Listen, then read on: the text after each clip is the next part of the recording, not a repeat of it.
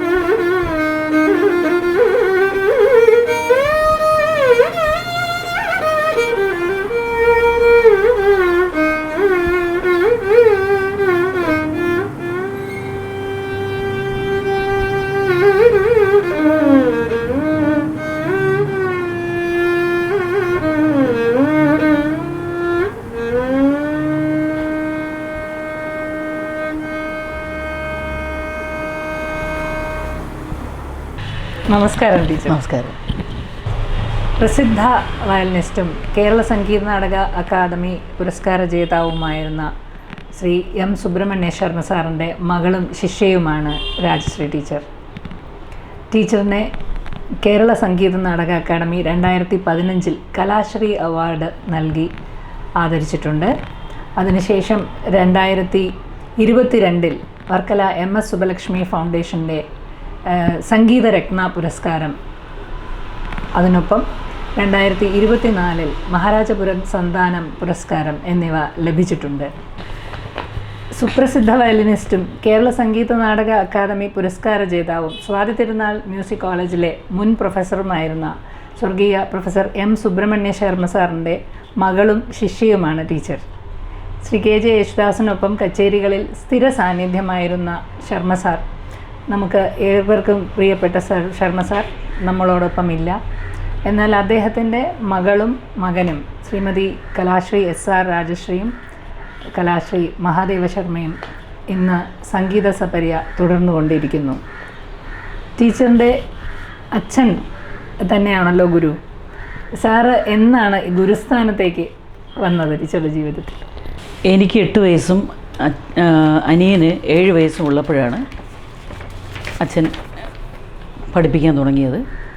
അതും ഞങ്ങളുടെ ഇൻട്രസ്റ്റിലാണ് പഠിക്കാൻ തുടങ്ങിയത്. ഇപ്പോൾ 1.5 വയസ്സ് മുതൽ ഞങ്ങൾ പാടിക്കൊണ്ടിരുന്നു. പിന്നെ അതിന് ശേഷമാണ് വയലിനിൽ വന്നത്. അരങ്ങേറ്റം കുറിക്കുന്നത് എപ്പോഴാണ്, ഏത് പ്രായം? അരങ്ങേറ്റം ഞങ്ങൾ പഠിക്കാൻ തുടങ്ങി 2 വർഷത്തിന് തന്നെ അരങ്ങേറ്റം തുടങ്ങി. ഇവിടെ 1984 അഭേദാനന്ദ ആശ്രമത്തിൽ വെച്ചാണ് അരങ്ങേറ്റം നടന്നത്. അത് കഴിഞ്ഞ് ടീച്ചർ സംഗീത കോളേജിൽ, സ്വാതി തിരുനാൾ സംഗീത കോളേജിലെ വിദ്യാർത്ഥിനിയായിരുന്നല്ലോ. അതെ അതെ, ഞാൻ ഗാനഭൂഷണവും ഗാനപ്രവീണയും അവിടെ തന്നെയാണ് പഠിച്ചത്. ഗാനഭൂഷണം പഠിക്കുന്ന സമയത്തിൽ അച്ഛൻ അവിടെ HOD ആയിരുന്നു. അതിനുശേഷം അച്ഛൻ 1992 റിട്ടയർഡായി. ടീച്ചർ നിരവധി ശിഷ്യർ, ഒട്ടനേകം കർണാടക സംഗീത വേദികൾ. ഇതിനപ്പുറം ഇപ്പോൾ ടീച്ചറുടെ സംഗീത സപര്യയ്ക്ക് ഏത് ഭാഗത്താണ് ഊന്നൽ നൽകിക്കൊണ്ടിരിക്കുന്നത്? എന്തിലാണ് ശ്രദ്ധ കേന്ദ്രീകരിച്ചിരിക്കുന്നത്? ഞങ്ങൾക്ക് അച്ഛൻ പറഞ്ഞു തന്ന ആ അറിവുകൾ ഞങ്ങളുടെ വിദ്യാർത്ഥികൾക്കും നൽകാനാണ് ഞങ്ങൾ കൂടുതലും ശ്രമിക്കുന്നത്. എന്ന് പറഞ്ഞാൽ ഭാവിയിലും എനിക്ക് കിട്ടിയ അറിവ് തന്നെ ആ വിദ്യാർത്ഥികൾക്കും കിട്ടാൻ വേണ്ടിയാണ് ഇങ്ങനെ ശ്രമിക്കുന്നത്. ഗവേഷണപരമായ ടീച്ചറുടെ വർക്കിനെ കുറിച്ചൊന്ന് പറയാമോ? ഗവേഷണമായിട്ട് പറയുകയാണെങ്കിൽ ഞങ്ങൾ റേഡിയോ, ആൾ ഇന്ത്യ റേഡിയോയ്ക്ക് വേണ്ടി തിരുവറ്റിയൂർ പഞ്ചരത്നം, ലാൽഗുഡി പഞ്ചരത്നം, നാരദ പഞ്ചരത്നം, ഇങ്ങനെ 20 കീർത്തനങ്ങൾ ചെയ്തിട്ടുണ്ട്. കൂടാതെ ഗണപതി കീർത്തനങ്ങൾ മുത്തുസ്വാമി ദീക്ഷിതരുടെയും മുത്തയ്യ ഭാഗവതരുടെയും 20 കീർത്തനങ്ങളും ഞങ്ങൾ ചെയ്തിട്ടുണ്ട്. അതിൽ ധാരാളം പ്രസിദ്ധരായവർ പാടിയിട്ടുണ്ട്. അവർക്ക് ഈ നൊട്ടേഷനെല്ലാം കൊടുത്തിട്ട് അവർ പാടി, അച്ഛൻ്റെ നൊട്ടേഷനാണ് എല്ലാം. അങ്ങനെ അത് ചെയ്തിട്ടുണ്ട്. കൂടുതലും അതുപോലെ അച്ഛൻ പറഞ്ഞു തന്ന രാഗങ്ങളുടെ പ്രയോഗ രീതികൾ, അതും കൂടെ കൂടുതലും ഗവേഷണം നടത്തുന്നുണ്ട്. ടീച്ചർ ഓൾ ഇന്ത്യ റേഡിയോയിലെ ടോപ്പ് ആർട്ടിസ്റ്റ് ആണല്ലോ. അതെ. ഇതിനൊപ്പം തന്നെ സ്വന്തമായ കച്ചേരികൾ ധാരാളം ചെയ്യുന്നതിനൊപ്പം തന്നെ ടീച്ചറും സഹോദരനും കൂടി ചേർന്ന് ഒരു പുസ്തകം രചിക്കുകയും അത് ശർമ്മ സാറിൻ്റെ കമ്മമറേഷൻ ഡേയിൽ സാക്ഷാൽ ഉമയാൾപുരം ശിവരാമൻ സാർ പ്രകാശനം ചെയ്യുകയും ചെയ്യുന്നുണ്ട്. അതെ അതെ. ആ പുസ്തകത്തിൻ്റെ ഉള്ളടക്കങ്ങളെക്കുറിച്ച് അതിൽ ത്യാഗരാജസ്വാമികൾ, മുത്തുസ്വാമി ദീക്ഷിതർ, മഹാരാജാ സ്വാതിരുന്നാൾ, അതുപോലെ ഞങ്ങളുടെ 4 കീർത്തനങ്ങൾ എല്ലാം ഉൾപ്പെടുത്തിയിട്ടുണ്ട്. നൊട്ടേഷൻ സഹിതം ചെയ്തിട്ടുണ്ട്. അതിന് ഒരു 8 വർഷത്തോളം ഞാൻ ഇതിന് പുറകിൽ പ്രവർത്തിച്ചിട്ടുണ്ട്. അങ്ങനെ 2023 അതൊന്ന് സാധ്യമായി കിട്ടിയത്. അച്ഛൻ ഇരിക്കുമ്പോൾ തന്നെ അത് പ്രകാശനം ചെയ്യണം എന്ന് ഞങ്ങൾക്കുണ്ടായിരുന്നു. പക്ഷേ അത് സാധിച്ചില്ല. 2023 ഇത് നടന്നത്. ടീച്ചർ സ്വന്തമായ ധാരാളം കൃതികളും വർണ്ണങ്ങളും ഒക്കെ രചിച്ചിട്ടുണ്ടല്ലോ. അതെ. അത് എങ്ങനെയാണ്? പ്രത്യേകതരം രാഗങ്ങൾ കൊണ്ടാണോ? ഈ കീർത്തനങ്ങൾ സാഹിത്യം എൻ്റെ സഹോദരൻ SR മഹാദേവ് ശർമ്മയാണ് ചെയ്യുന്നത്. സംഗീതം ആണ് ഞാൻ ചെയ്യുന്നത്.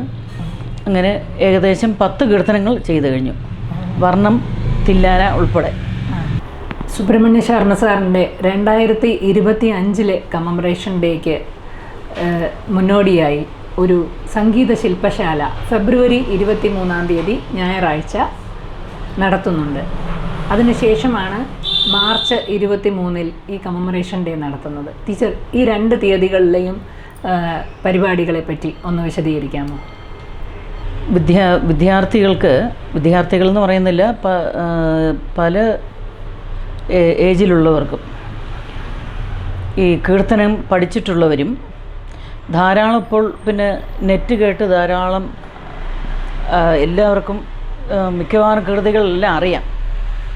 അപ്പോൾ ഈ പഠിക്കുന്ന സമയത്ത് ഈ കീർത്തനങ്ങളുടെ രാഗത്തിനെക്കുറിച്ചും ഇപ്പോൾ രാഗത്തിനെക്കുറിച്ച് മനസ്സിലാക്കാനും ഇപ്പോൾ പ്രത്യേകമായിട്ട് രാഗാലാപന ചെയ്യാൻ ഒരു സാധാരണ തുടക്കക്കാർക്കൊന്നും പെട്ടെന്ന് കഴിയത്തില്ല. അപ്പോൾ എങ്ങനെ നമുക്കത് രാഗം പാടാം എന്നുള്ളതെല്ലാം പറഞ്ഞു കൊടുക്കാൻ വേണ്ടിയാണ് ഇത് ആദ്യമായിട്ടാണ് ഞങ്ങൾ ചെയ്യുന്നത് ഈ ശില്പശാല. ഇത് വിദ്യാർത്ഥികൾ എന്ന് പറയുമ്പോൾ പ്രായഭേദമില്ല എന്ന് ടീച്ചർ പറഞ്ഞല്ലോ. എന്നാൽ ഒരു കീർത്തനം വരെയെങ്കിലും പഠിച്ചിട്ടുള്ളവർക്കാണ്. അതെ. അതിന് മുകളിലോട്ട് പഠിക്കുന്നവർക്കും പ്രയോജനം, അല്ലെങ്കിൽ പിന്നെ കച്ചേരി അവതരിപ്പിക്കുന്നവർക്ക് കൂടുതൽ പ്രയോജനമാണ്. ഇതിന് വയലിൻ, വായ്പാട്ട്, ഇതിന് പുറമെ മറ്റ് ഏതൊക്കെ വാദ്യങ്ങൾ ഉപയോഗിക്കുന്നവർക്ക് പങ്കെടുക്കാം? ഫ്ലൂട്ട്, വീണ, ഇവർക്കെല്ലാം പങ്കെടുക്കാം. മറ്റെല്ലാ സംഗീത ഉപകരണം ഉപയോഗിക്കുന്നവർക്ക് അതെ പങ്കെടുക്കാം. ടീച്ചറിന് വിദ്യാർത്ഥികൾക്ക് അല്ലെങ്കിൽ പുതിയ തലമുറയിലെ സംഗീതത്തെ സ്നേഹിക്കുന്ന, പഠിക്കാൻ ആഗ്രഹിക്കുന്നവരോട് ഉള്ള ഒരു മെസ്സേജ് എന്താ? എല്ലാവരും ഇപ്പോൾ വിദ്യാർത്ഥികൾ നേരിട്ട് എന്ന് പറഞ്ഞാൽ ഗുരുമുഖത്ത് തന്നെ പഠിക്കാൻ ശ്രമിക്കുക. ഇപ്പോൾ കൂടുതലും നെറ്റ് നോക്കി പഠിക്കുന്ന ഒരവസ്ഥ വന്നു കഴിഞ്ഞു. അതെ അതെ. അതിൽ നിന്നും മാറി വന്നാലേ നമുക്ക് കീർത്തനങ്ങളും രാഗങ്ങളെക്കുറിച്ചും എല്ലാം മനസ്സിലാക്കാൻ സാധിക്കുകയുള്ളൂ. പിന്നെ നെറ്റിൽ നമുക്ക് കണ്ട് അവരെങ്ങനെയെല്ലാം പ്രവർത്തിക്കുന്നു എന്നുള്ളത് മനസ്സിലാക്കാം, അത് പഠിക്കാം. അല്ല, അവരുടെ ആ പ്രവർത്തന രീതി നമുക്ക് മനസ്സിലാക്കാം. പക്ഷേ ആ കീർത്തനങ്ങളും അവർ പാടുന്ന രാഗങ്ങളും എല്ലാം പഠിക്കാതിരിക്കുന്നത് നല്ലതാണ്. എന്ന് പറഞ്ഞാൽ ഗുരുമുഖത്തിൽ നിന്ന് പഠിച്ചാൽ മാത്രമേ അതെന്താണെന്ന് കറക്റ്റായിട്ട് മനസ്സിലാകത്തുള്ളൂ. സ്വന്തമായ ഒരു ഇതും ഉയർന്നു വരാൻ അതെ ഗുരുമുഖത്ത് നിന്ന് പഠിക്കുന്നതാണ്. അല്ലെങ്കിൽ ഒരു കോപ്പിയായി പോകും. ടീച്ചർ ഒരു അമ്മയാണ്, ഭാര്യയാണ്, മകളാണ്. കുടുംബത്തിലെ ഉത്തരവാദിത്വങ്ങൾക്കൊപ്പമാണ് ഇത് സംഗീതം കൊണ്ടുപോകുന്നത്. എങ്ങനെയാണ് പ്രാക്ടീസ് അവേഴ്സൊക്കെ? എത്ര ചെയ്യാൻ പറ്റും? എങ്ങനെയൊക്കെ? അതെ, പ്രാക്ടീസ് ഞാൻ എന്നും ചെയ്യും. ഇപ്പോൾ ശനി ഞായറും മാത്രമേ എനിക്ക് കൂടുതലും ചെയ്യാൻ പറ്റത്തില്ല. എന്നാലും ക്ലാസ് വിദ്യാർത്ഥികൾ വരാത്ത ദിവസങ്ങളിൽ ശനി ഞായറും ആണെങ്കിലും ശരി വായിക്കും. അത് നിർബന്ധമായിട്ട് വായിക്കും. രാവിലെ ഞാൻ 1.5 മണിക്കൂർ വായിക്കും. വൈകുന്നേരം ഞാനും അനിയനും കൂടെ ചേർന്ന് വായിക്കും. കുട്ടിക്കാലത്ത് എങ്ങനെയായിരുന്നു പ്രാക്ടീസ്? കുട്ടിക്കാലത്ത് ഞങ്ങൾ അങ്ങോട്ടും ഇങ്ങോട്ടും മത്സരമായിട്ടാണ് വായിക്കുന്നത്. നീ എത്ര മണിക്കൂർ വായിച്ചു, ഞാൻ എത്ര മണിക്കൂർ വായിച്ചു എന്നുള്ള ആ രീതിയിലാണ്. രാവിലെ എണീറ്റ് വായിക്കും. രാവിലെ അനിയൻ 5 മണിക്ക് എണീറ്റാണെങ്കിൽ ഞാൻ ഉടനെ 4 മണിക്ക് എണീക്കും. ഇങ്ങനെ മാറി മാറി വായിച്ച് പഠിക്കും. അച്ഛൻ വന്നിട്ട് ഇത് ടെസ്റ്റ് ചെയ്യാറുണ്ടോ? അതെ. അച്ഛന് മിക്കവാറും എല്ലാ ദിവസവും കച്ചേരിയായിരിക്കും. അപ്പം അച്ഛന് സമയം കിട്ടുന്ന സന്ദർഭത്തിൽ വൈകുന്നേരം 5 മണിക്കെല്ലാം ഇരുന്ന് കഴിഞ്ഞാൽ രാത്രി 9:30 വരെ പഠിപ്പിക്കും. ഒരു ദിവസം തന്നെ ഞങ്ങൾ 3 കീർത്തനം വരെ തീർക്കും. അപ്പോഴും തന്നെ പഠിക്കുന്നതാണ്. ഈ നൊട്ടേഷൻ എഴുതി പഠിക്കുന്നതല്ല, സാഹിത്യം പറഞ്ഞു തന്ന് അങ്ങനെ തന്നെ പഠിക്കുന്നതാണ്. പഴയ ഒരു പഠിപ്പിക്കുന്ന രീതിയും പഠിക്കുന്ന രീതിയും ഇപ്പോഴത്തെ രീതിയുമായിട്ട് വ്യത്യാസമുണ്ടല്ലോ. ഉണ്ട്. അതായത് പണ്ട് ടീച്ചർ ഇങ്ങനെ കച്ചേരികൾക്കൊക്കെ പോകുമ്പോൾ എല്ലാം അച്ഛൻ എല്ലാം പറഞ്ഞു തന്ന് അങ്ങനെയാണോ പോയിക്കൊണ്ടിരുന്നത്? ഇപ്പം കുട്ടികളെല്ലാം മിക്കവാറും റെഡിമെയ്ഡ് ആയിട്ടാണ് പഠിക്കുന്നത്. കറക്റ്റ്.